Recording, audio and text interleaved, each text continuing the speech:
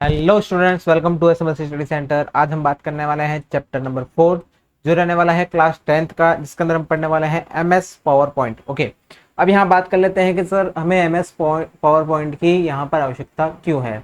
देखिए, सबसे पहले बात करते हैं कि जो आपका एमएस ऑफिस जो है, ठीक है ना, वो आपका एक तरह का क्या है, वो आपको यहाँ पर बहुत सारी एप्लीकेशन, ठीक है ना, बहुत सारे एप्लीकेशन प्रोग्राम का क्या करता है, एक कॉम्बो देता है। कॉम्बो देने का मतलब है आपको, जैसे कि मैं बात करता हूँ सबसे पहले कि आपको अगर कोई लेटर लिखना है या फिर आपको कोई भी एप्लीकेशन लिखनी है तो आप उस किसके अंदर लिखते हैं, तो आप वो लिखते हैं वर्ड के अंदर। ओके, तो यहाँ पर एमएस ऑफिस ने आपको एमएस वर्ड दिया है, जिसके द्वारा आप क्या कर सकते हैं, टेक्स्ट का जो भी फॉर्मेशन है, जो टेक्स्ट के अंदर जो भी कार्य होता है, वो आप उसके अंदर एमएस वर्ड के अंदर कार्य कर सकते हैं। फिर बात करते हैं कि सर अगर हमें कोई कैलकुलेशन का कार्य है, कोई फॉर्मूलाज का कार्य है, ठीक है ना, या हमको कोई टेबल्स बनानी है, तो वो हम किसके अंदर कर सकते हैं, तो उसके लिए एमएस ऑफिस ने आपको एमएस एक्सेल दिया है, जो हमारा लास्ट टॉपिक था, ठीक है ना, जिसकी बात कर लेते हैं। क्या था हमारा एमएस एक्सेल। ओके, एक्सेल क्या था, एक्सेल आपका कैलकुलेशन करने के लिए आपको वहां पर प्रॉपर्टी प्रदान कर रहा था। अब बात करते हैं थर्ड नंबर कि सर अगर हमें कोई भी प्रेजेंटेशन देना हो या जो भी हमारा डेटा है उसका पिक्टोरियली प्रेजेंटेशन करना हो, तो वो कैसे कर सकते हैं, तो उसके लिए एमएस ऑफिस ने आपको दिया है एमएस पावर पॉइंट। ओके, ये आपके लिए एक एप्लीकेशन है, यूजर एप्लीकेशन है, जो आपको सुविधा प्रदान करती है एमएस पावर पॉइंट की। ओके, यहाँ बात करते हैं पावर पॉइंट क्या है। पावर पॉइंट आपका एक प्रेजेंटेशन सॉफ्टवेयर है, जो माइक्रोसॉफ्ट ऑफिस सूट का एक भाग है। ये आपको प्रस्तुतियां बनाने की सुविधा देता है, जिसमें आप ग्राफ, चार्ट, वीडियो, एनिमेशन शामिल कर सकते हैं। जैसे मैंने आपको बताया अभी कि हम यहाँ पर जो एमएस ऑफिस है आपको यहाँ पर एक सुविधा प्रदान करता है, ठीक है ना, जिसके अंदर आप क्या कर सकते हैं, कोई भी ग्राफ बना सकते हैं, कोई भी चार्ट ऐड कर सकते हैं, कोई वीडियो बना सकते हैं, कोई एनिमेशन उसके अंदर शामिल कर सकते हैं। एक पावर पॉइंट प्रस्तुति मीन्स प्रेजेंटेशन स्लाइड्स का एक संग्रह है, जो कि मौखिक प्रस्तुतियां बनाने के लिए उपयोग किया जाता है। यह एक पूर्ण प्रस्तुति ग्राफिक्स पैकेज है। यह आपको एक पेशेवर दिखने वाली प्रस्तुति बनाने के लिए सब कुछ प्रदान करता है, ठीक है ना। ये जो चैप्टर है वो आपको 2007 का बताने वाला है, लेकिन मैं आपको यहाँ पे प्रैक्टिकली भी मैं आपको बताने वाला हूँ जो रहने वाला है, जो अभी एडवांस वर्जन चल रहा है एमएस ऑफिस का, उसके अंदर हम एमएस पावर पॉइंट का कार्य करने वाले हैं और आपको यहाँ पर प्रेजेंटेशन बताने वाले हैं कि उसके अंदर प्रेजेंटेशन कैसे बनती है, स्लाइड के अंदर क्या क्या कार्य हो सकते हैं, वो सारी चीज़ें हम वीडियो के अंदर डिस्कस करने वाले हैं।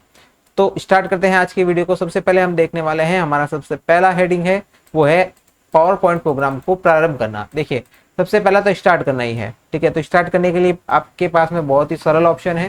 सबसे पहले आपको कहाँ जाना है, आपको सबसे पहले जाना है स्टार्ट बटन के ऊपर। स्टार्ट बटन के अंदर आप जाएंगे तो आपको यहाँ पर ऑल प्रोग्राम्स मिल जाएंगे, ठीक है ना। अगर आपके पास में न्यू वर्जन है, जैसे कि मैं बात करता हूँ विंडो 8 की, विंडो 10 की, ठीक है ना, या विंडो 11 की, तो यहाँ पर आपको इसी लिस्ट के अंदर दिख जाएगा, ठीक है ना, जो भी आपका एमएस एक्सेल है या एमएस ऑफिस जो आपने यहाँ पर इंस्टॉल कर रखा होगा।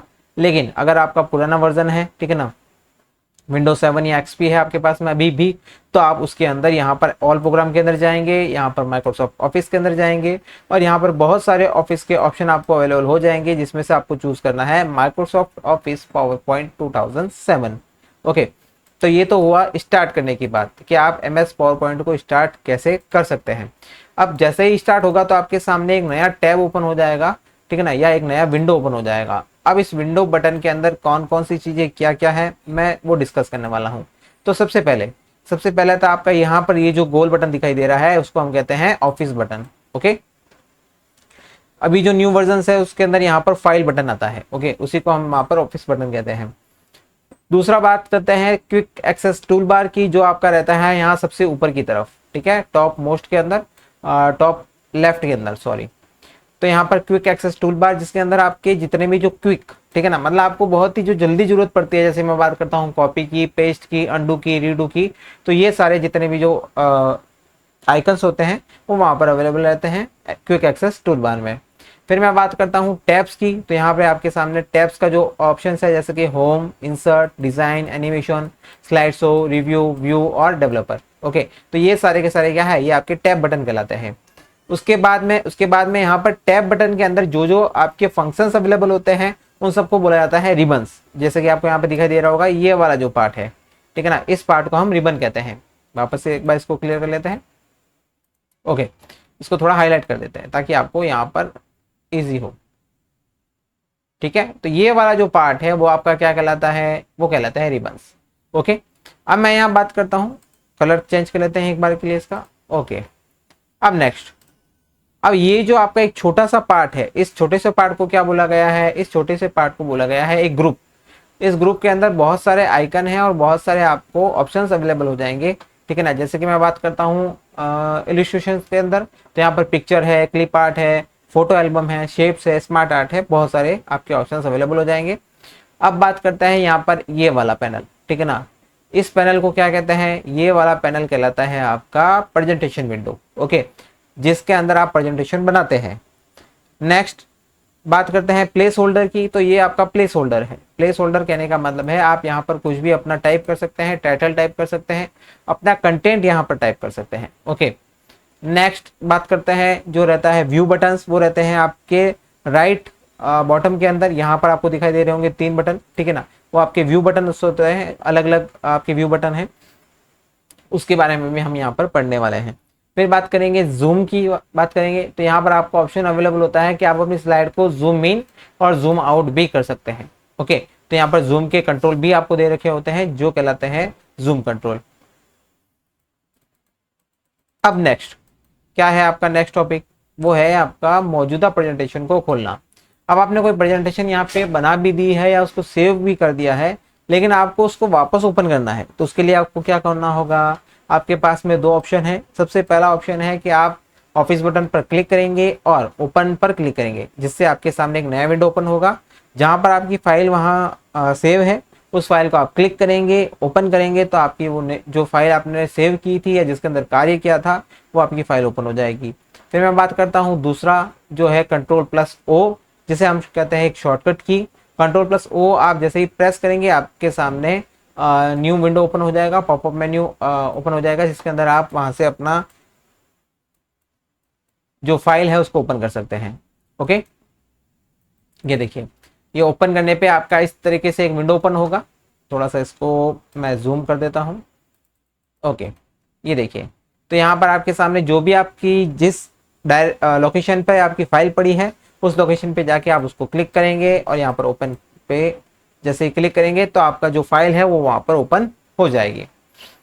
नेक्स्ट, ये देखिए छोटे छोटे टॉपिक्स हैं आपको। ठीक है ना, जैसे बात करता हूँ प्रेजेंटेशन को सहेजना या बंद करना।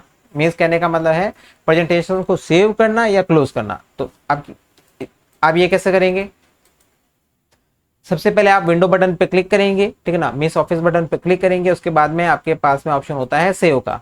तो जैसे ही सेव करते हैं आपके पास में एक न्यू विंडो ओपन हो जाएगा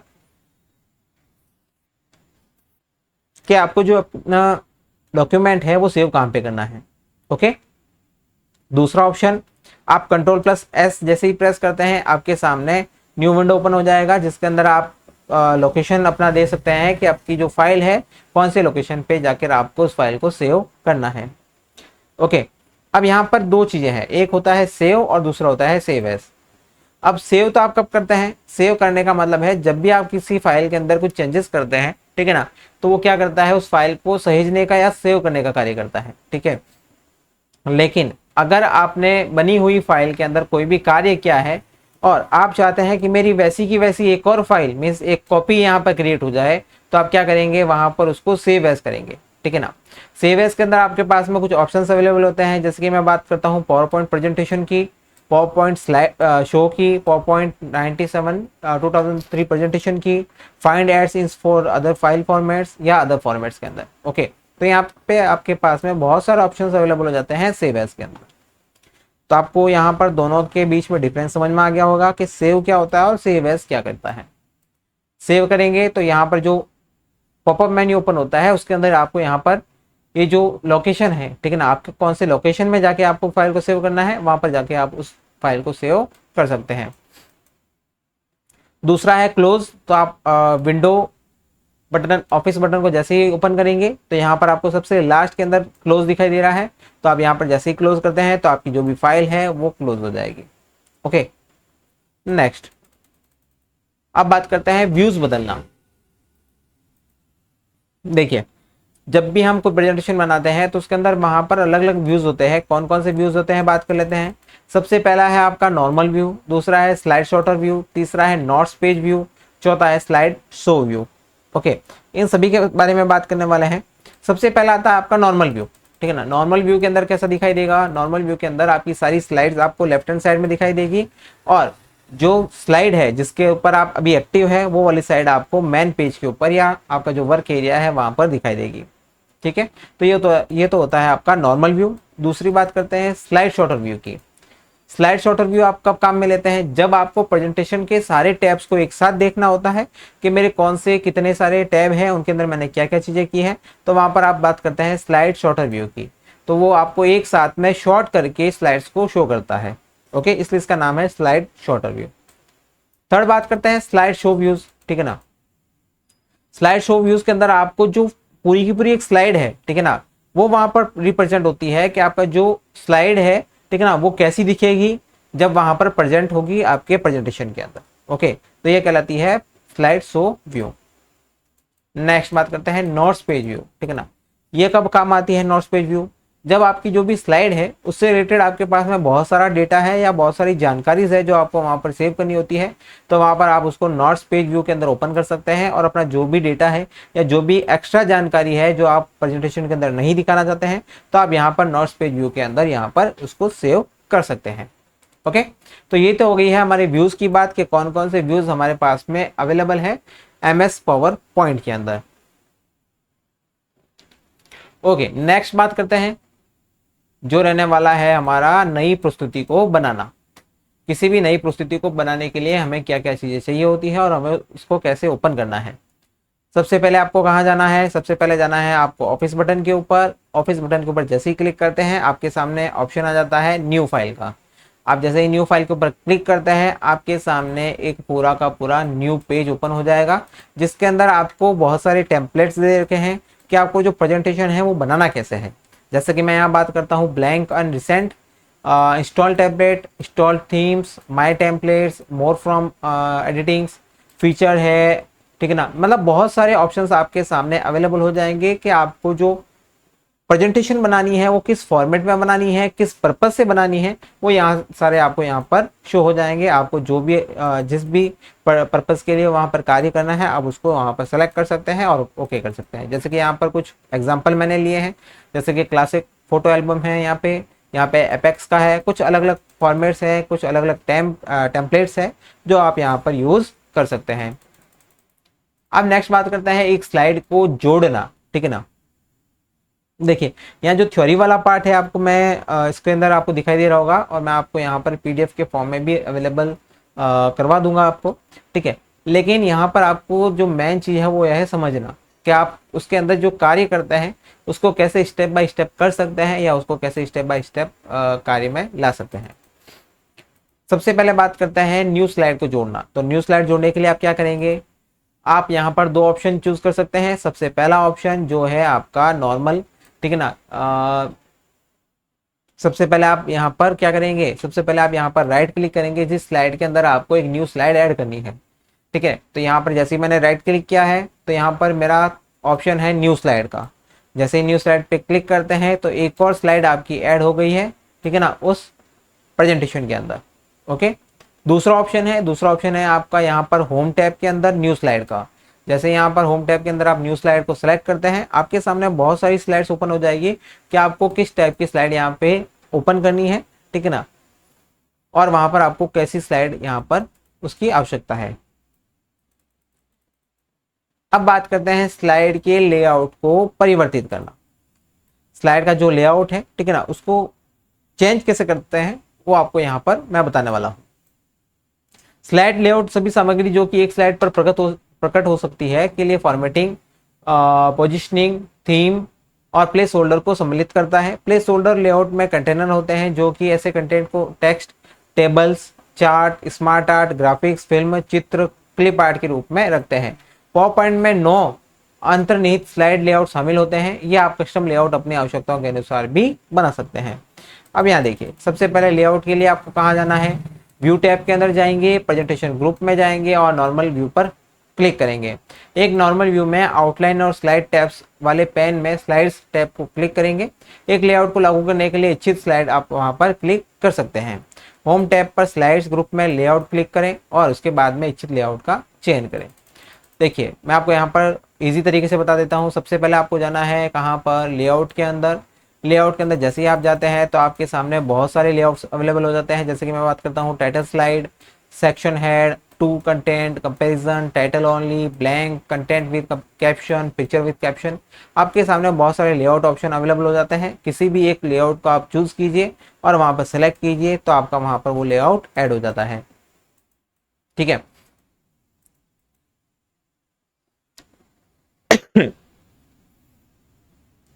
नेक्स्ट, किसी भी स्लाइड के अंदर टेक्स्ट को दर्ज करना। देखिए टेक्स्ट दर्ज करने के लिए आपके सामने होता है place holder. Okay, place holder के अंदर आप जैसे ही जाके क्लिक करते हैं तो आपके सामने एक एरो कर्सर का साइन शो होगा। ठीक है ना, वहां पे आपका कर्सर एक्टिव हो जाएगा। जैसे आप यहाँ से टाइप करना स्टार्ट करते हैं तो वहां पर वो आपकी टाइपिंग या आपका टेक्स्ट जो भी आप लिख रहे हैं वो आपको वहां पर शो होना स्टार्ट हो जाता है। ठीक है, अब यहाँ पर जो बात करते हैं कि टेक्स्ट के अंदर हम क्या क्या चीजें कर सकते हैं, तो वहां पर आपके सामने बहुत सारे ऑप्शंस अवेलेबल हैं। एक टेक्स्ट बॉक्स में टेक्स्ट जोड़ना। देखिए यहाँ पर सबसे पहले आप बात करते हैं कि हमने जो टेक्स्ट लिखा है उसके अलावा हमें क्या करना है, और टेक्स्ट को ऐड करना है। तो यहाँ क्या करेंगे आप, जहाँ पे आपने टेक्स्ट लिखा है उसके साइड में आप यहाँ पर क्या करेंगे, एक न्यू टेक्स्ट या एडिट टेक्स्ट का ऑप्शन को सेलेक्ट करेंगे। जैसे यहाँ पर एडिट टेक्स्ट करते हैं तो आपके सामने एक और ऑप्शन अवेलेबल हो जाता है कि आप यहाँ पर जो भी अपना टेक्स्ट है वो ऐड कर सकते हैं और उसको ओके कर सकते हैं। जैसे यहाँ पे इंट्रोडक्शन लिखा था मैंने, लेकिन यहाँ पे मेरा बेसिक्स नहीं था तो मैंने यहाँ पे इसके बेसिक्स को ऐड कर दिया है। ओके, आपको समझ में आ गया होगा कि यहाँ पर टेक्स्ट को कैसे ऐड करना है। ये बहुत ही नॉर्मल है, जैसे आपको जो प्रेजेंटेशन है वहां पर शो हो रहा होगा और वहां पर जो फॉर्मेट है मीन्स जो प्लेस होल्डर है वहां पर आपको जाके क्लिक करना है तो आपको वहां पर कर्सर आपका शो हो जाएगा, मीन्स एक्टिव हो जाएगा। आप जो भी टाइप करते हैं वहां पर आपका जो भी आपका टेक्स्ट है वो टाइप हो जाएगा। ओके, तो ये थी हमारी आज की क्लास जिसके अंदर हमने देखा है कि पावर पॉइंट के अंदर आप न्यू स्लाइड कैसे बना सकते हैं, पुरानी स्लाइड को कैसे ओपन कर सकते हैं, ठीक है ना, या स्लाइड को क्लोज कैसे करेंगे, सेव कैसे करेंगे, उसके अंदर टेक्स्ट को कैसे ऐड करेंगे। अब इसकी जो नेक्स्ट क्लास रहने वाली है मीन्स इसी चैप्टर को हम आगे कंटिन्यू करने वाले हैं, वो रहेगा हमारा नेक्स्ट क्लास के अंदर। ऐसे ही वीडियो पाने के लिए हमारे चैनल को लाइक, शेयर एंड सब्सक्राइब करना ना भूलें। Thank you so much.